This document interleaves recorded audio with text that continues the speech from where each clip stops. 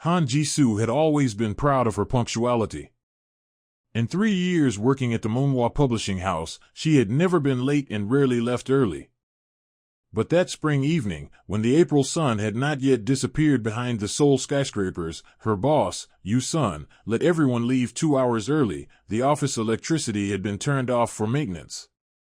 Ji-soo rode the subway, staring at her reflection in the darkening train window. 28 years old, a thin face with high cheekbones, straight shoulder-length hair she usually braided. Nothing special, an ordinary Seoul girl among thousands.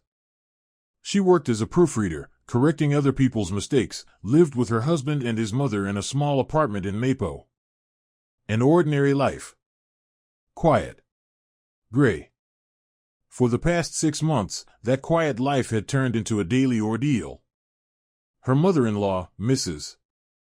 So, had never hidden her dislike for Ji-soo from the very first day.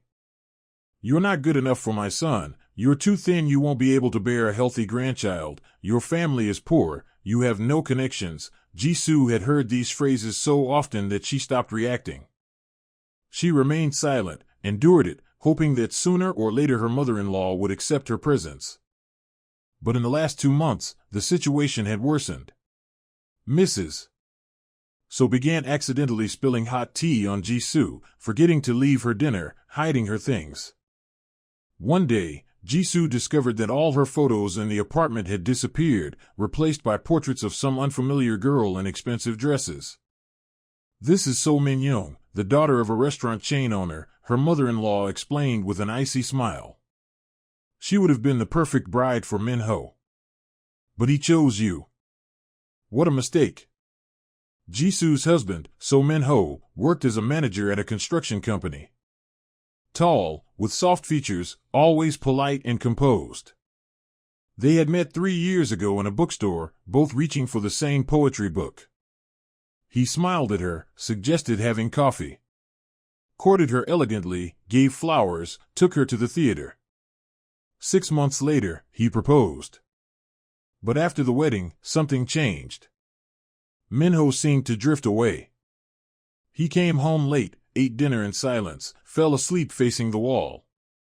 When Ji-soo complained about his mother's behavior, he said, "Be patient. She'll get used to it." But the mother never got used to it. She increased the pressure. Ji-soo got off the subway at Mapo Station at exactly 7 p.m. instead of the usual 9. The walk home took 15 minutes. She walked slowly, delaying the moment of returning to the apartment where no one awaited her with joy. Approaching the entrance of the 5-story building, Ji-soo saw Min-ho's familiar car in the parking lot. Strange, he usually didn't return before 10. Climbing the stairs to the 3rd floor, she heard voices from the apartment. The door was slightly ajar. Ji-soo froze in the doorway. "Listen carefully, Mrs. So said. Everything has to go perfectly tonight. I've already bought fast-acting sleeping pills. We'll mix them into his whiskey after dinner. He'll drink, as usual, just 1 glass. And if he notices?" asked an unfamiliar female voice, young and slightly nervous. "He won't notice. It's tasteless and odorless. I tested it. In 20 minutes, he'll be out cold. Then you undress and lie down next to him. I'll call that tramp under the pretext that Min-ho is sick. She'll enter the bedroom, see you together, and run away herself. No divorce, no scandal. She'll just disappear from our lives without demanding anything." Ji-soo didn't breathe. Blood drained from her face, her hands grew cold. She recognized the second voice. It was So Min-young, the girl from the photos. "And if she doesn't believe me? If she starts investigating?" Min-young continued. "She'll believe it, Mrs. So answered confidently. I've been convincing Min-ho for 6 months that his wife doesn't love him, that she's cold. He even started believing it himself. If she accuses him of cheating, he won't defend himself. He'll just stay silent. And silence is the best admission of guilt." Ji-soo slowly sank to the top step of the stairs. So it had all been planned. Her husband's distance, his coldness, his indifference to her tears, it was all part of her mother-in-law's scheme. She was methodically destroying their marriage day by day, like water eroding stone. Memories of recent months flashed through Jisoo's mind. How Minho moved away when she tried to hug him. How he avoided her gaze. How he agreed with everything his mother said. He didn't defend his wife. He let his mother destroy their relationship. Jisoo stood up. Her hands trembled, but her mind was clear. She quietly pushed the door. No one heard. Mrs. So and Minyoung sat in the kitchen with their backs to the corridor. Minho dozed on the living room sofa. Apparently he had come from work and was resting before dinner. Jisoo slipped into the bedroom.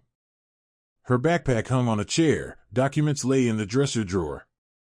She took her passport, marriage certificate, bank card, phone. She removed her wedding ring, a simple gold band Minho had put on her finger 3 years ago, promising to love and protect her. She placed it on the nightstand next to his side of the bed. She no longer owned anything there. As she left the apartment, she looked back. Minho was still asleep on the sofa, and his mother and Minyoung continued discussing the plan in the kitchen. No one noticed Han Jisoo close the door behind her and disappear from their lives. Outside, darkness had fully fallen. The April evening was cool, but Jisoo didn't feel the cold. She walked fast, not looking back, as if someone were chasing her. Only after 20 minutes, when she realized she had gone far from what she had considered home, did Jisoo stop at a bus stop and, for the first time in 3 years of marriage, allow herself to cry. Jisoo spent her first night in a 24-hour cafe near Hongdae Station. She sat by the window with her cooled coffee, looking at nighttime Seoul. Her phone was silent. Minho didn't call. Not once. She imagined what had happened after she left. Had Minyoung returned? Had they carried out their plan, or had her absence made them postpone it? Did Minho find the ring on the nightstand? Did he realize she was gone? Questions swirled in her mind, but there were no answers. Jisoo checked her card balance, 200,000 won. Her last month's salary. Not much, but enough for a week if she was careful. Nearby, a student prepared for exams. A taxi driver killed time between rides. Just like her, the city's night dwellers, each with their own story, their own pain. By morning, Jisoo had dozed off, resting her head on her arms. She woke up when a waitress gently touched her shoulder. "Excuse me, are you feeling unwell? Should I call someone?" "No, thank you. I'm fine." Jisoo straightened up and rubbed her stiff neck.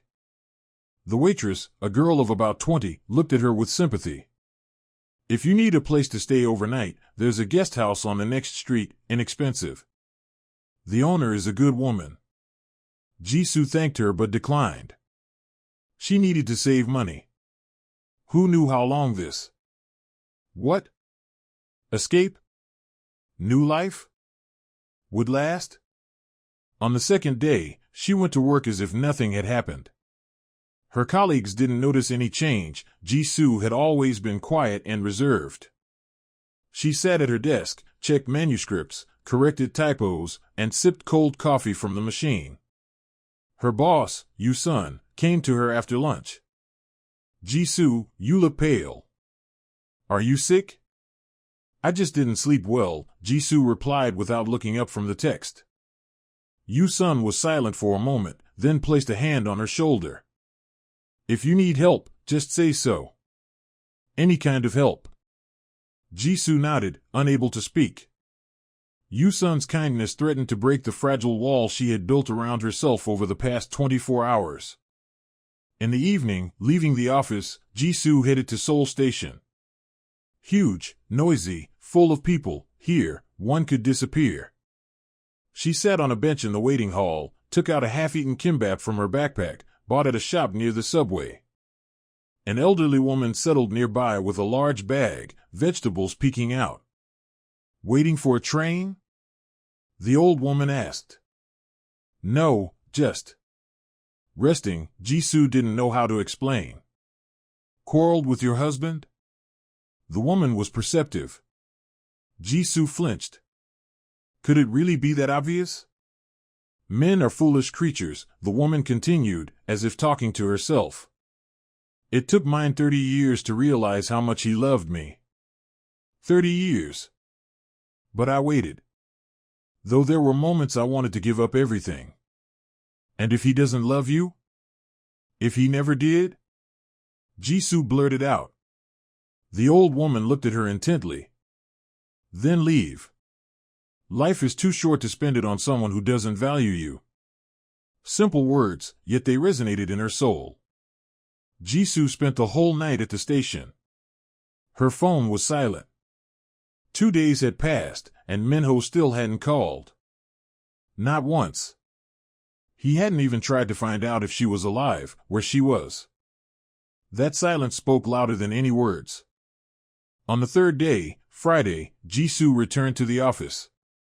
Work helped her stop thinking. She immersed herself in other people's texts, corrected mistakes, placed commas. The mechanical actions calmed her. In the evening, she stayed late. There was nowhere to go. Yoo-sun left last, offering help once again. Jisoo refused. Pride wouldn't allow her to admit that she was homeless. Leaving the office around 11 p.m., Jisoo headed toward Gangnam, a wealthy district with expensive restaurants, boutiques, offices of major companies. She wandered the streets, looking at the shop windows, at happy couples leaving restaurants, at women in elegant dresses. Another world. A world she had no entry to. Around midnight, she turned onto a quiet street. There was the famous restaurant Wayang, the place Minho had taken her for their first anniversary. Back then, it had seemed the height of romance. Now, a bitter irony of fate. The restaurant was closed. The only lantern above the entrance cast a yellowish light on the stone steps. And on those steps, leaning against the door, sat a man. Jisoo wanted to pass by at first, but something made her stop. The man was dressed expensively, light trousers, shirt with rolled-up sleeves, a watch that looked luxurious even in the dim light. But his posture, slumped shoulders, and the whiskey bottle in his hand spoke of utter despair. "Excuse me," Jisoo said softly. The man slowly lifted his head. He looked about 30, handsome with regular features, but his eyes were red from tears and alcohol. He looked at her, but it seemed he didn't see her. "She slept with my best friend," he muttered, his voice trembling. Today is our anniversary. 3 years. I came home early. Wanted to surprise her. Bought flowers, a cake. And they. In our bed. On our anniversary." The last words he almost shouted, then fell silent, resting his head on his knees. Jisoo stood, unable to move. Another person's pain mirrored her own. Different circumstances, but the same essence, betrayal on a day that was supposed to be special. "I understand you," she said, surprised by the firmness in her voice. The man looked at her, this time more consciously. "How?" "Because 3 days ago, I discovered that my husband and his mother had planned a setup to make me leave on my own. I found out by accident. And I left, without waiting. Since then, he hasn't called once." They looked at each other, two strangers bound by the pain of betrayal. "You're drunk," Jisoo noted. "You shouldn't stay out here." "And where should I go?" "Home?" "She's there. With him. Probably having fun. Probably doesn't care." Jisoo looked at him more closely. Despite his drunken state, she sensed an inner strength, dignity. He wasn't a pathetic drunk, he was a man temporarily broken by circumstances. "I have money for a room in a small hotel," she said. "Let's go. You'll sleep, sober up, and in the morning decide what to do next." "Why are you doing this?" He tried to stand, swaying. Jisoo held out her hand.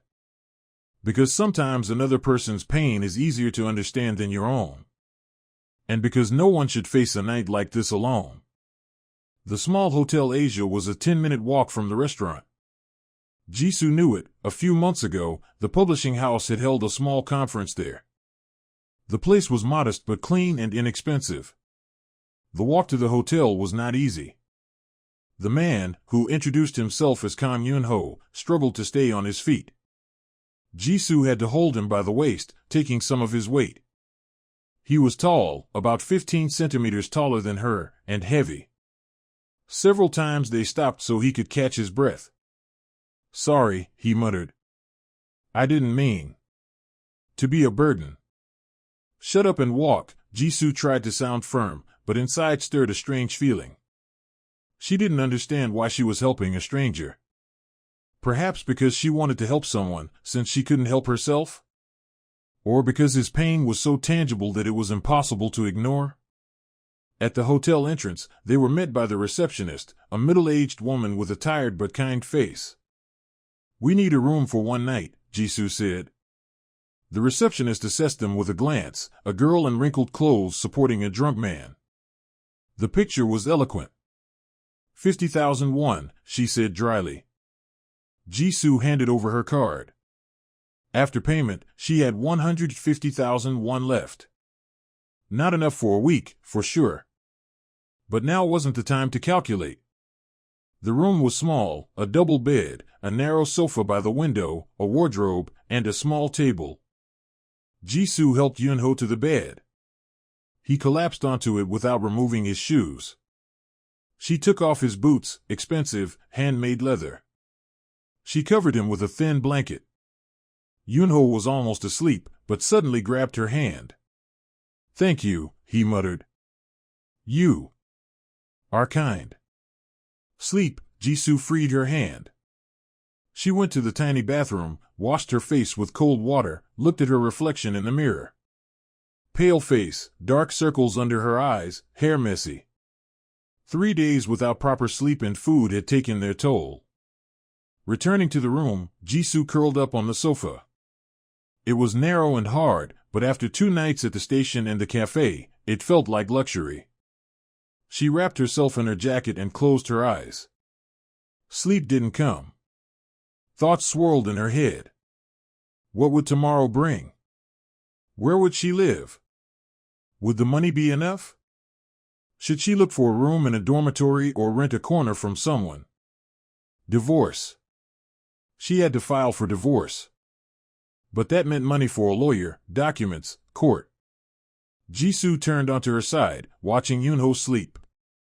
In the moonlight streaming through the thin curtains, his face looked calm. The alcohol had given him temporary relief from the pain. She thought of his wife. What kind of person cheats on their husband on their anniversary? In their own bed? With his best friend? Jisoo didn't understand.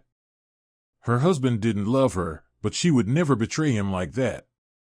Betrayal has many faces, but this was the cruelest. "We are both free now," she whispered into the darkness. Free and alone. Somewhere far away, a siren wailed. Seoul never truly slept. The city lived, breathed, pulsed even at night. Millions of lives, millions of stories. Her story was lost among them, like a drop in the ocean. Jisoo finally fell asleep toward morning, when the sky began to brighten. The sleep was heavy, without dreams. She woke abruptly to bright sunlight. The first thing she saw upon opening her eyes was an empty bed. The blanket was neatly arranged, the pillow in place.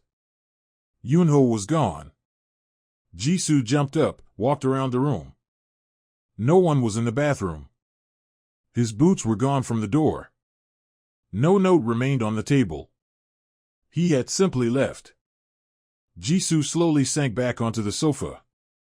A strange feeling of disappointment washed over her. She hadn't expected much, maybe a brief thank you, maybe a question about her name. But nothing. He left as if the previous night had never happened. "Naive fool," she said aloud. Glancing at the clock, Jisoo saw it was already 9:30. Saturday, a day off. She had to vacate the room and think about what to do next. She got up, went to the bathroom, washed up, and tidied herself as best she could. She braided her hair, her face still pale but no longer so haggard. When Jisoo returned to the room to grab her backpack, someone knocked on the door. Quietly, but insistently. She froze. The receptionist? No, she wouldn't knock, she had a key. Jisoo approached the door and peered through the peephole. On the threshold stood Yunho. But it was a completely different person. Jisoo opened the door and instinctively stepped back. Before her stood Kang Yunho, but not the drunk, desperate man from the previous night. This one was clean-shaven, hair neatly combed, wearing a flawless white shirt and dark gray trousers.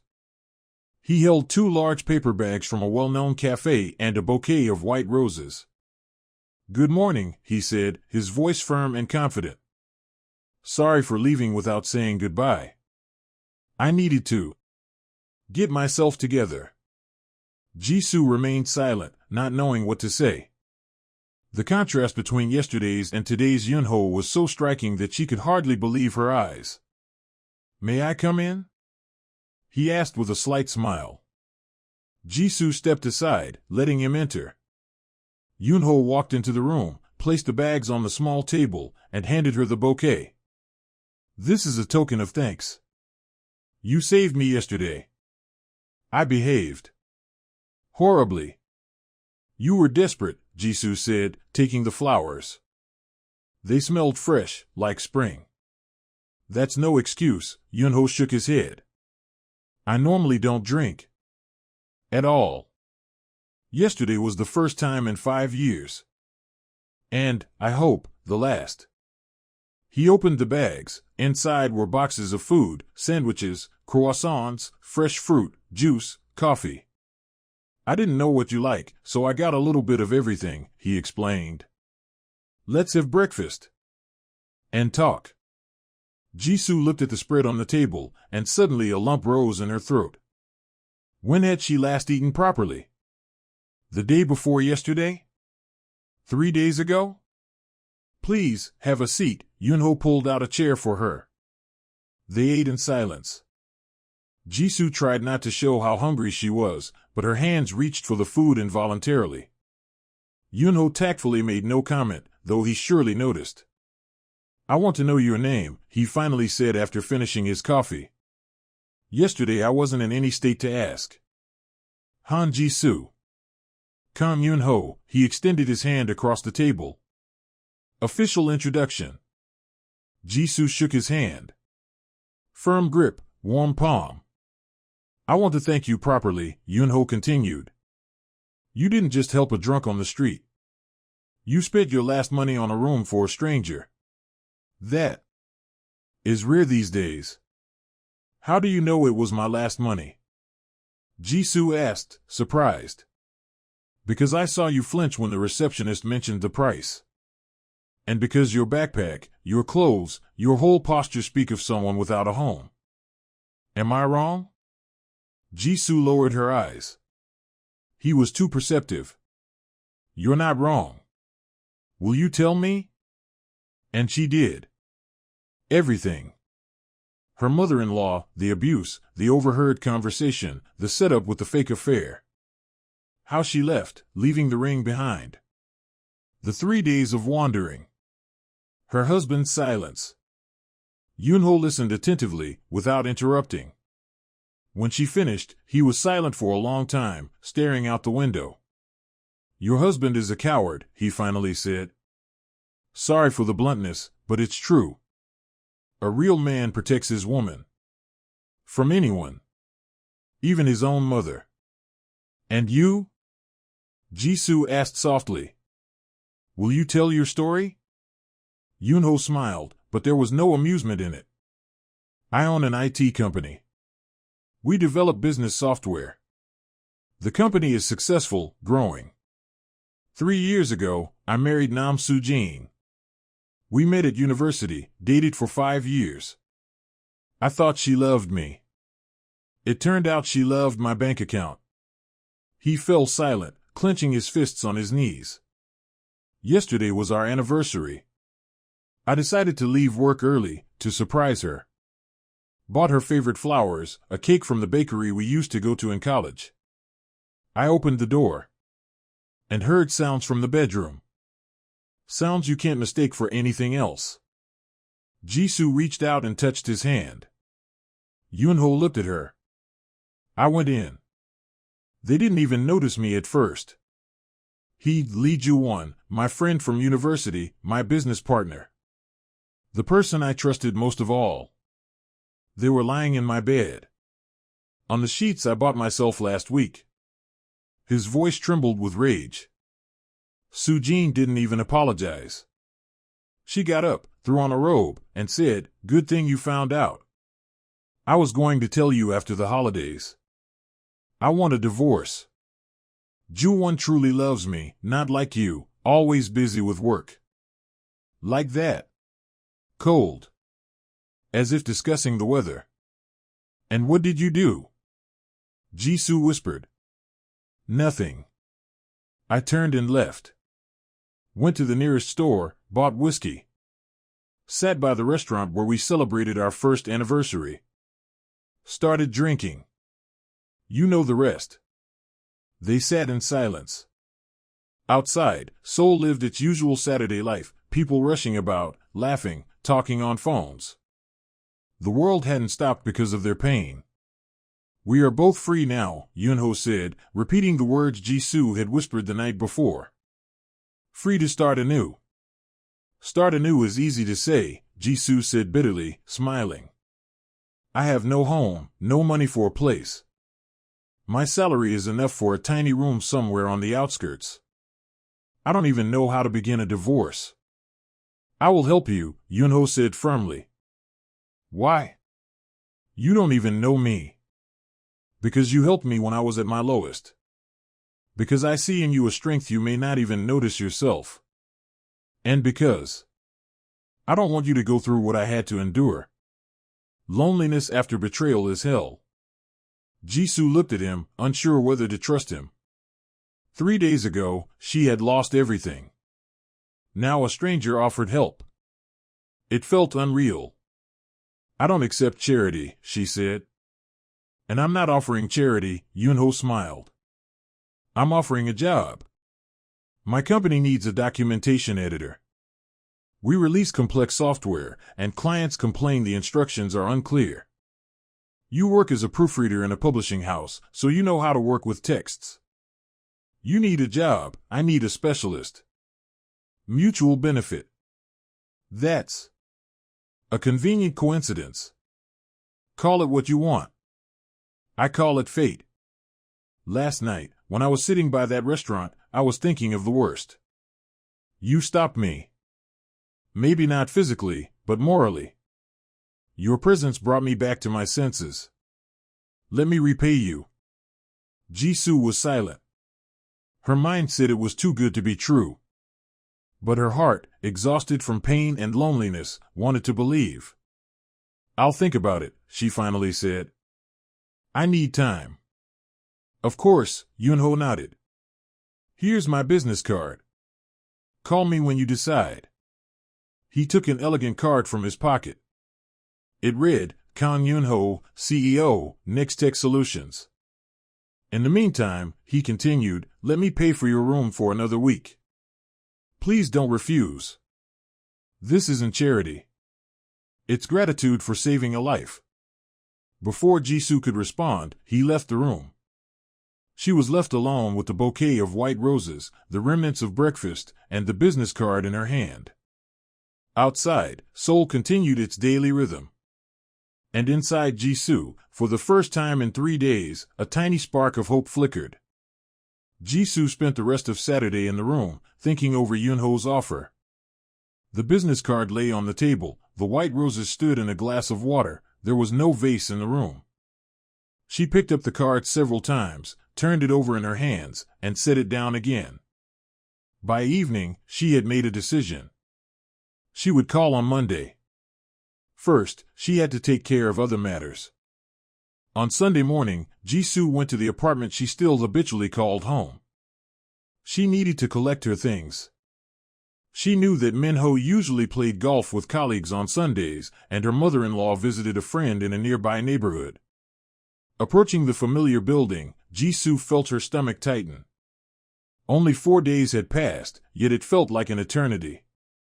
She went up to the 3rd floor, took out her key. The door opened easily, the lock hadn't been changed. Jisoo entered the hallway and listened. Silence. The apartment looked the same as it had 4 days ago. Dirty dishes on the kitchen counter, a newspaper on the living room couch. No sign that her absence had worried anyone. Jisoo walked into the bedroom. Her wedding ring still lay on the nightstand. Minho hadn't even touched it. She opened the wardrobe, pulled out her suitcase, and began packing clothes.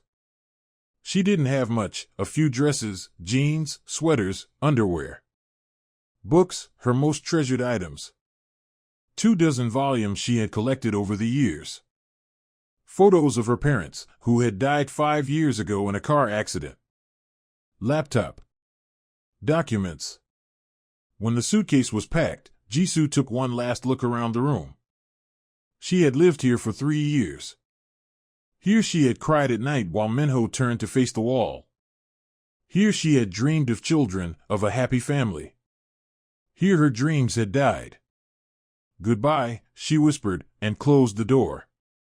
Exiting the building, she ran into Mrs. So. Her mother-in-law was returning from her friend earlier than usual.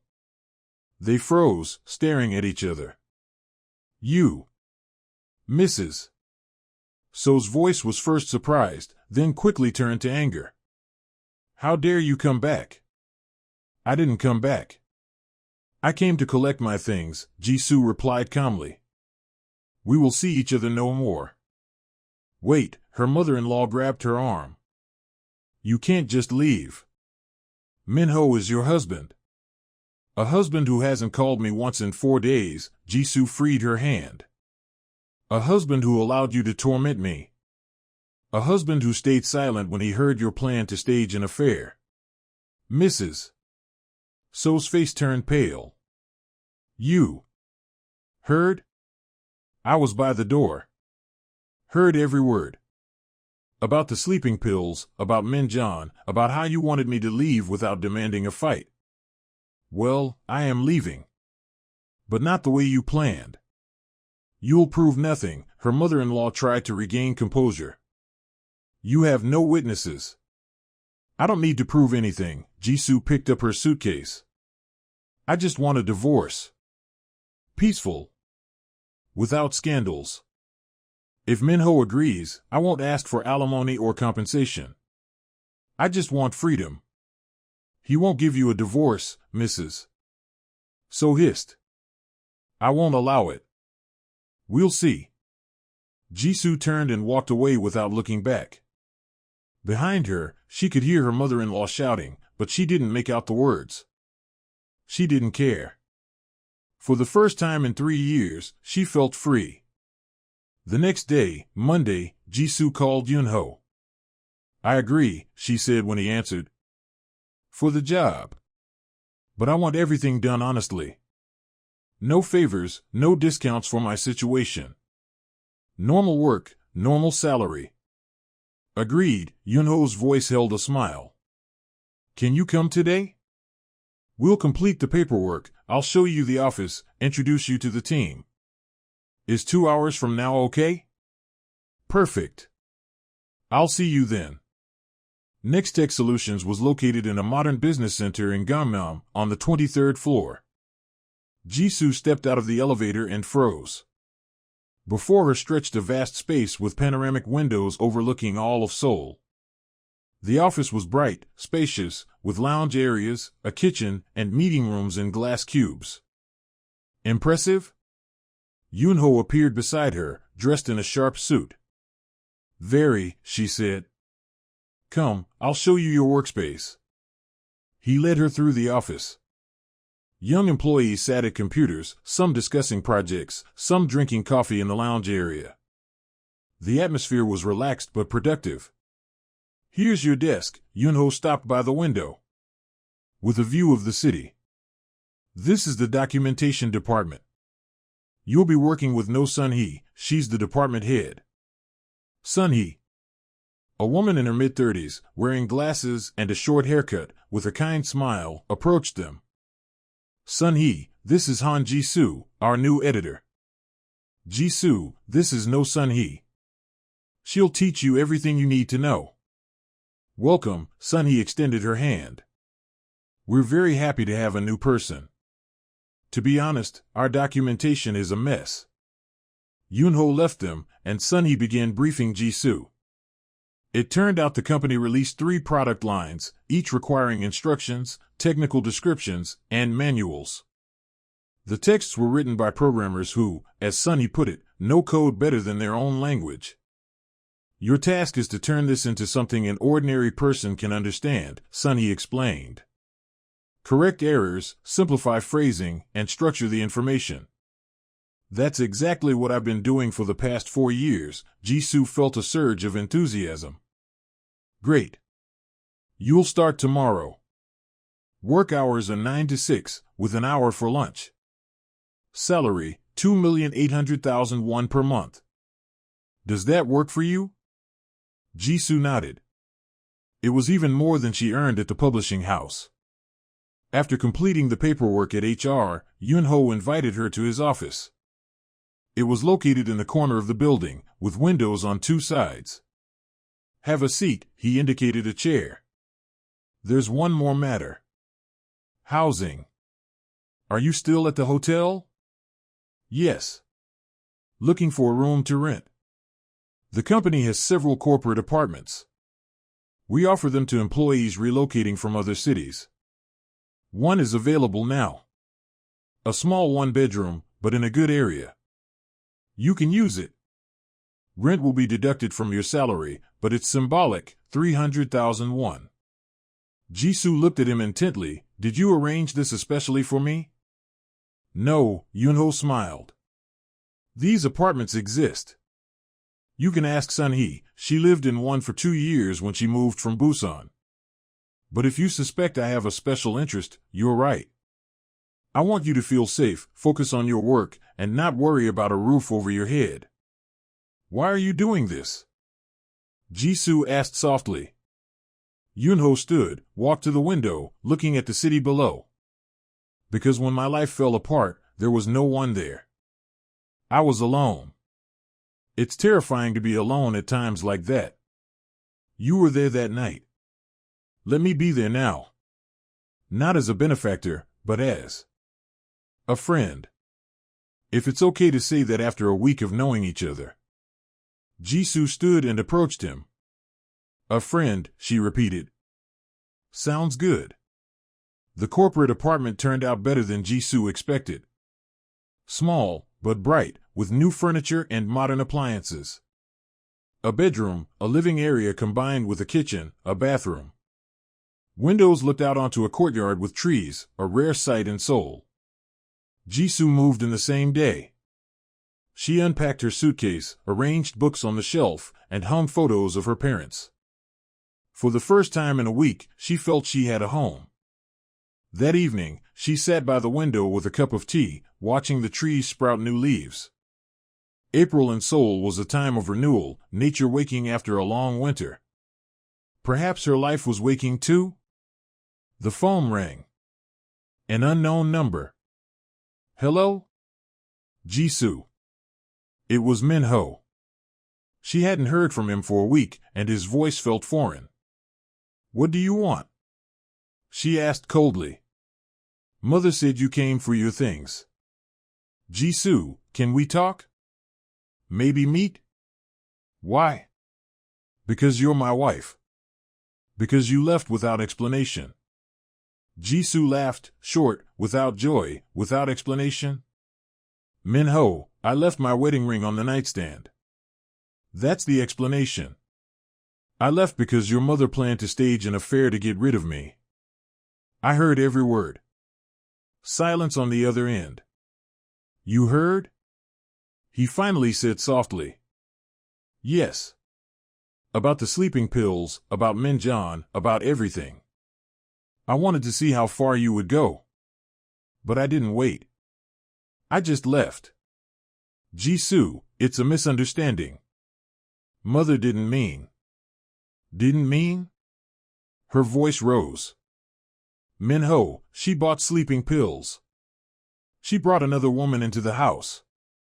This isn't a joke, it's a crime. I didn't know, he spoke quickly, nervously. I swear, I didn't know. Mother sometimes. She's overprotective, but it's out of love. Out of love, Jisoo repeated bitterly. And where was your love for me? When she insulted me every day. When she hid my things, ruined my clothes. You stayed silent. Always silent. I thought you'd find common ground. I didn't want conflicts. Didn't want conflicts, Jisoo felt anger rising. And did I want that? I lived in this conflict for 3 years. I endured, hoped, waited for you to stand by me. But you never did. Not once. Jisoo, please. I want a divorce, she said firmly. Will you sign the papers voluntarily? Pause. Then, and if I don't want a divorce? Then I'll file in court. And I'll tell the plan your mother made. I'll find Minjan, she'll confirm. It'll be a scandal. Your mother will face court for attempted fraud. Is that what you want? You're bluffing. Try and see. She hung up. Her hands trembled, but inside there was only cold determination. The old Jisoo would have been afraid of threats, retreated, stayed silent. The new one was different. Work was going well. Jisoo quickly settled in, found common ground with Sunhee and the other team members. She immersed herself in the texts, correcting, rewriting, and structuring them. Work kept her mind off the divorce, off the past. Yunho would sometimes stop by the department to check on progress. He was always polite, professional, never singling Jisoo out. Yet occasionally their eyes met, and she saw understanding there. He knew what she was going through. He had been through the same. 2 weeks after starting, Jisoo went to the company cafeteria for lunch. In the corner sat Yunho alone, with his laptop. May I? She asked, approaching. Of course, he slid the laptop aside. How's it going? Good. Sunhee says I'm doing great. I know. She's already praised you 3 times in the meeting, Yunho smiled. You turned out to be exactly who we needed. They ate in silence for a few minutes. Then Jisoo asked, and you? How's the divorce going? Yunho's face darkened. Sujin filed first. She's asking for half the business, the house, the car. She says she's entitled. We were married 3 years. And what does the lawyer say? That she won't get the business, it was founded before marriage. But the rest will have to be divided. The house was bought during the marriage, the car too. I'm ready to give them up. I don't need those reminders. And Ju-won? Your former partner? I bought out his share. Expensive, but worth it. I don't want anything more to do with him. Jisoo nodded. She understood him. And your husband? Yunho asked. He called. Asked to meet. I refused. I told him I wanted a divorce. He won't agree. Then it'll have to go through court. I know. I've already found a lawyer. I'll file next week. If you need help, tell me. My lawyer is good. I can recommend someone. Thank you. But I'll manage. Yunho looked at her for a long moment. You've changed. Since that night. You've become stronger. Or I've just stopped hiding, Jisoo shrugged. When you've lost everything, there's nothing left to fear. That's true. That evening, returning home, Jisoo saw a familiar figure at the entrance. Mrs. So, her mother-in-law, stood with arms crossed. We need to talk, said her mother-in-law. We have nothing to talk about. Jisoo pulled out her keys. Minho said you're threatening to take him to court. To reveal our conversation. Not threatening. Promised. And I will, if he doesn't sign the divorce voluntarily. You won't dare. Her mother-in-law stepped closer. You have no proof. I have memory. Words. Your friend, Minjan, who surely won't want to be involved in a crime. The pharmacy where you bought the sleeping pills, they have cameras. I'll find evidence if necessary. Mrs. So's face twisted with rage. You've always been worthless. I told Minho you were unworthy of him. Maybe so, Jisoo answered calmly. But he's not worthy of me. A weak man, dependent on your opinion, who couldn't protect his wife. I'm glad I found out now, not in 10 years.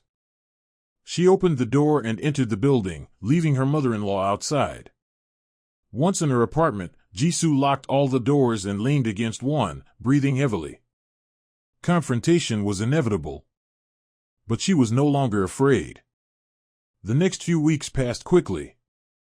Jisoo filed for divorce through the court. Minho had to hire a lawyer. The long, exhausting process began, gathering documents, drafting the claim, preparing for the hearing. The lawyer Yunho recommended was a woman around 50, strict but fair. Ho Min-suk listened to Jisoo's story and said bluntly, this case isn't simple. You have no proof of your mother-in-law's plan except your words. But there are witnesses to the abuse, surely neighbors saw or heard something. We'll interview them. Also, we'll file a counterclaim for moral damages. Your husband didn't provide financial support? I earned my own living. Didn't want to depend on him. That's in your favor. We'll prove you were independent, and he failed his marital duties. Plus the psychological pressure from his mother. We have a chance. The first hearing was set for the end of May. 3 weeks remained. Jisoo tried not to dwell on it, immersing herself in work. Yunho was there, but unobtrusive. He didn't pry for details, didn't give unsolicited advice. He just was. Sometimes they had lunch together, sometimes they stayed late in the office, working on projects. Trust grew between them, the kind that forms between people who've endured similar pain. One evening, sitting in the empty office, everyone else gone, Yunho asked, "Are you afraid of the court?" "Yes," Jisoo admitted honestly. "Afraid of seeing Minho. Afraid his lawyer will paint me as a bad wife.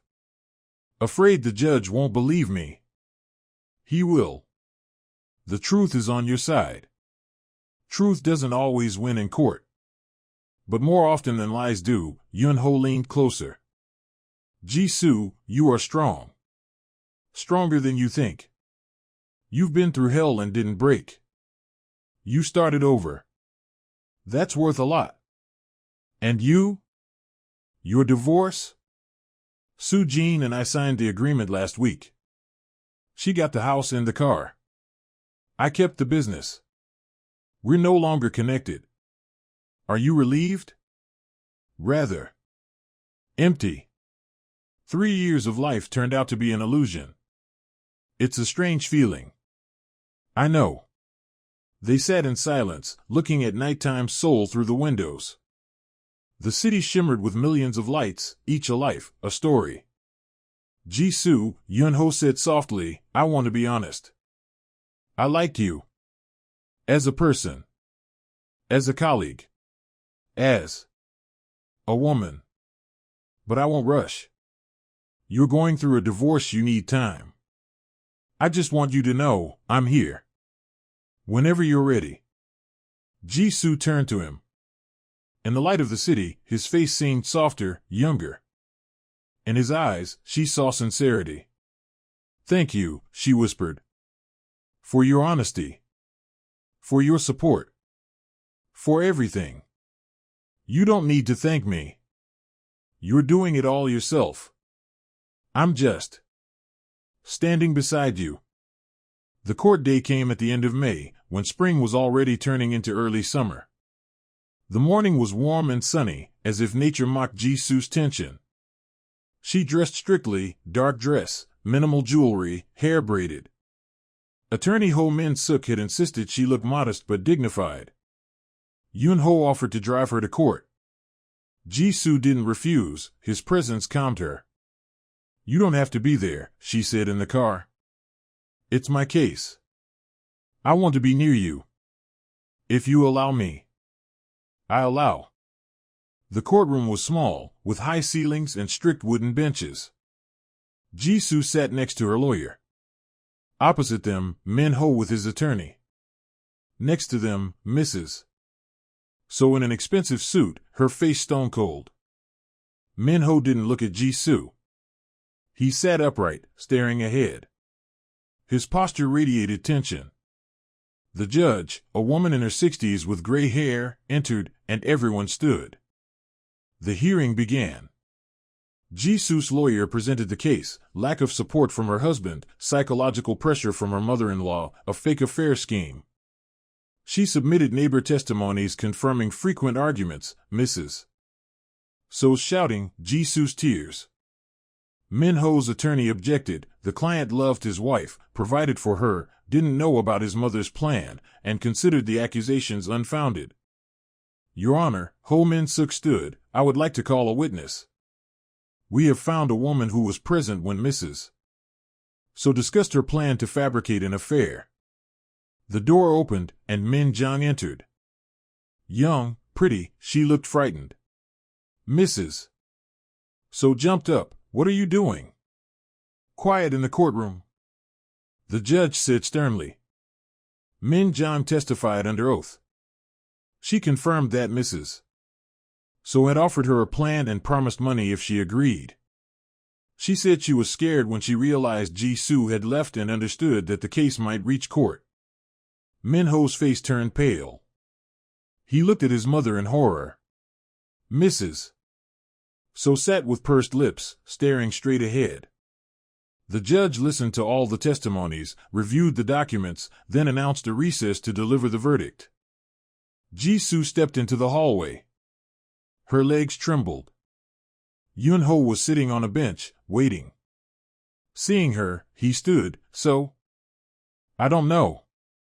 Min Jong testified. "This could change everything. Then you will win." An hour later, everyone was called back into the courtroom. The judge read the decision. The court grants the claim of Han Jisoo. The marriage between Han Jisoo and So Min-ho is dissolved. The defendant is ordered to pay the plaintiff moral damages of 5 million won. Concerning Mrs. So Hee-jin, a case is opened for attempted fraud and psychological abuse. The judge struck the gavel. It was over. Jisoo sat, unable to move. Free. She was free. Min-ho approached her as she left the courtroom. "Jisoo." She stopped, not turning around. "I'm sorry," he said quietly. "I was a bad husband. You deserve better." "Yes," she replied, still not looking at him. "I deserved it. Goodbye, Min-ho." She stepped outside, where Yun-ho was waiting. He looked at her face and smiled. "Congratulations." "Thank you. How do you feel?" "Strange. Light. As if a huge stone fell off my shoulders." "That's a good feeling." They got into the car. Yun-ho drove her not home, but to Hangang Park by the river. They walked along the embankment, silently enjoying the spring warmth and freedom. "Jisoo," Yun-ho finally said, "I don't want to rush you. But when you're ready, I would like to invite you to dinner. Not as a boss to an employee. As a man to a woman." Jisoo stopped and looked at him. In his eyes was the same loneliness, the same pain as in her own. But there was also hope. "I'm ready," she said. "Now. Maybe not for a relationship. But for an attempt. To see what happens." Yun-ho smiled, truly, widely. "Then let me invite you today. To dinner. At a special place. Which place? You'll see. Yun-ho drove Ji-soo to Gangnam, to the very restaurant YN, where they had met on the steps a month ago. Only now the restaurant was open, light spilling from the windows, tables with white tablecloths visible inside, people dressed elegantly. Here? Ji-soo asked, surprised. Why here? Because this place became a beginning. For both of us. Here, our old lives ended. And here, new ones began. I want to rewrite the memories of it. Make them bright. They entered. The maitre d', recognizing Yun-ho, led them to the best table by the window. The restaurant was known for its modern take on Korean cuisine, traditional dishes presented elegantly, in a new way. I recommend trusting them, Yun-ho said. One of the best chefs and Seoul cooks here. Dinner was unhurried. They talked about everything and nothing, work, plans, books they loved, music. Ji-soo learned that Yun-ho played the piano, loved classical music, and in his student days dreamed of becoming a composer, but chose programming. It was more practical. Yun-ho learned that Ji-soo, as a child, wanted to be a writer, wrote stories she never showed anyone. That she loved old Korean films from the 90s. That her favorite season was spring, when everything awakens. And now? Yun-ho asked. Do you still write? No. I stopped after university. It seemed trivial, unrealistic. Maybe you should return to it? Life gives a second chance. Not only in relationships. Maybe. They finished dinner as night fully fell. Yun-ho paid, and they stepped out onto the street. The same street, the same steps. A month ago, I sat here, at the bottom, Yun-ho said, looking at the steps. I thought my life was over. And then you appeared. And everything changed. You changed it yourself, Ji-soo replied. I just was there. Sometimes that's enough. Just being there. He took her hand. Ji-soo didn't pull away. His palm was warm, strong. For the first time in many months, she felt someone holding her, supporting her. Ji-soo, I don't promise an easy life, Yun-ho said softly. We both carry the baggage of the past. We both need time to heal. But I want to try. Slowly. Carefully. If you agree. I agree. He leaned in and kissed her forehead, gently, almost reverently. Then let's start from the beginning. Hello. My name is Kang Yun-ho. I'm 30, I run an IT company, I love classical music, and I hate lies. Ji-soo smiled, hello. My name is Han Ji-soo. I'm 28, I work as an editor, I love old films, and I believe in second chances. Nice to meet you, Han Ji-soo. Likewise, Kang Yun-ho. The following months became a time of healing for both. They didn't rush. They met on weekends, walked through Seoul, discovering new places. Yun-ho took Ji-soo to small cafes known only to locals, art galleries, and classical music concerts. Ji-soo showed him her Seoul, bookstores in Gwanghwamun, a small theater in Hongdae where experimental plays were staged, parks she loved to walk alone. At work, they remained professionals. No one at the office knew about their relationship, they themselves weren't sure what to call it. Dates? Friendship? Something in between? In summer, in July, when Seoul was hit by a heat wave, Yun-ho invited Ji-soo for a weekend by the sea. They went to Sakcho, a small city on the east coast. They walked along the beach at sunset, barefoot, along the water's edge. The sea was calm, waves gently lapping at the sand. Ji-soo, Yun-ho said, stopping. I don't want to wait any longer. I want to tell you what I feel. She turned to him. The sunset painted the sky orange and pink. I've fallen in love with you, he said simply. From the moment I saw you on the restaurant steps. No, not then. I was too drunk to understand. But the next morning, when I woke up and saw you curled up on the couch, you saved me. Not metaphorically. Literally. And I want to be with you. Truly. If you're ready. Jisoo was silent. Words stuck in her throat. She looked at the man who had been a stranger a month ago, and now was the closest person to her. I love you too, she finally exhaled. I don't know when. Maybe when you came back with flowers. Maybe when you supported me before the court. Maybe earlier. I was afraid to admit it. Afraid it was too soon after my divorce. There's no right time for love, Yunho hugged her. It comes when it comes. We deserve this. After everything we've been through. They stood on the shore, embracing, watching the sun sink into the sea. A new chapter of life was beginning for both. Autumn came to Seoul with rain and cool winds. Jisoo and Yunho had been together for 4 months.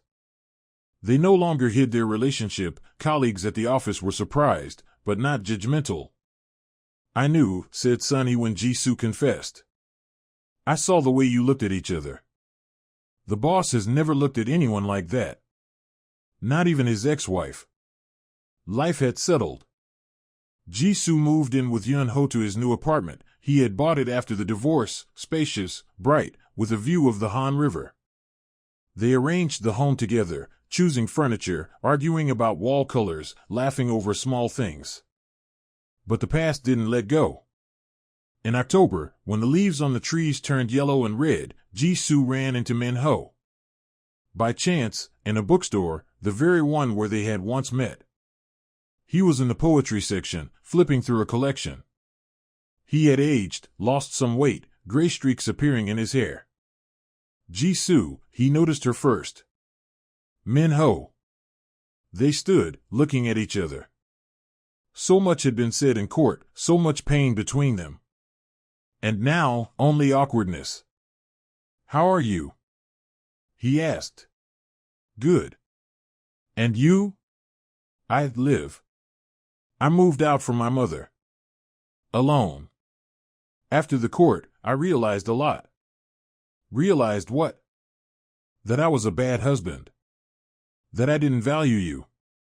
That I let my mother destroy our marriage. I'm sorry.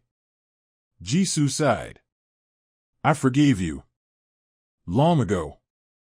You can't live with resentment in your heart. But that doesn't mean I want to come back. We weren't right for each other. I know. I just wanted you to know. I regret it. I know. She turned to leave, but he called, Jisoo. Are you happy? She looked back and smiled. Yes. Very. Then I'm glad. Truly. That evening she told Yunho about the encounter. He listened silently, then hugged her. It's good that you forgave. Forgiveness frees you. Not him, you. I know. But it was strange to see him. The person I lived with for 3 years. And now he's a stranger. People change. Circumstances change them. You both have changed. In November, another event happened. Soo-jin, Yunho's ex-wife, called him. The first time in 6 months since the divorce. I need to see you, she said. To talk. Yunho agreed but asked Jisoo to come with him. Soo-jin chose a neutral place, a cafe in the city center. She looked different. Thinner, paler, dark circles under her eyes. She sat across from them and looked at Jisoo. So, this is her. Han Jisoo. Jisoo introduced herself. Nice to meet you. I'm Soo-jin. Although, you probably know who I am. I do. Soo-jin shifted her gaze to Yunho. I came to apologize. I know, late. I know, meaningless. But I must. For what exactly? Yunho asked coldly. For cheating. For the pain I caused. For the anniversary. It was. Disgusting. I don't know what came over me. Ju-won manipulated me, told me you didn't love me, that you were only focused on work. I believed him. Idiot. And now? Now Ju-won left me. Turned out he was with me for money. Hoping that after the divorce I would get half your business and share it with him. When he realized I got only the house and car, he vanished. I'm alone. She fell silent, lowering her head. Yun-ho looked at her without emotion. I'm sorry. On a human level. But it's over between us, Soo-jin. Forever. I know. I'm not asking to come back. I just wanted you to know, I regret it. You were a good husband. I didn't appreciate it. Jisoo reached out, touched her hand. You acted badly. But you have a chance to start over. Forgive yourself. Move on. Don't waste your life on regrets. Soo-jin looked at her in surprise, then nodded. Thank you. You are kind. He chose rightly. They left soon after. Outside, Yun-ho stopped, leaned against the wall. I thought it would hurt more. Seeing her. Hearing her apology. But no. I feel nothing. Emptiness. That's good. Jisoo hugged him. It means you've let go. Let go. Completely. They walked through autumnal Seoul, and for the first time, both felt completely free from the past. A year after their meeting on the restaurant steps, in April, when spring returned to Seoul, Yun-ho proposed. Not grand, not with fireworks or an orchestra. Simply, sincerely. They were walking in Namsan Park, climbed to the tower at sunset. Seoul stretched below them, millions of lights sparkling in the twilight. Jisoo, Yun-ho said, holding her hand. A year ago I thought my life was over. You proved me wrong. You showed me that after the darkest night comes the dawn. I want to face all dawns with you. Will you marry me? He took out a small box and opened it. Inside was a simple ring with a small diamond. Jisoo looked at him, tears streaming down her cheeks. Tears of happiness. Yes, she whispered. Yes, yes, yes. He placed the ring on her finger and kissed her. Tourists around applauded, but they noticed no one but each other. The wedding was in summer, modest, with only close friends and colleagues. He was the witness for Jisoo, and Yun-ho's best friend from university, witness for the groom.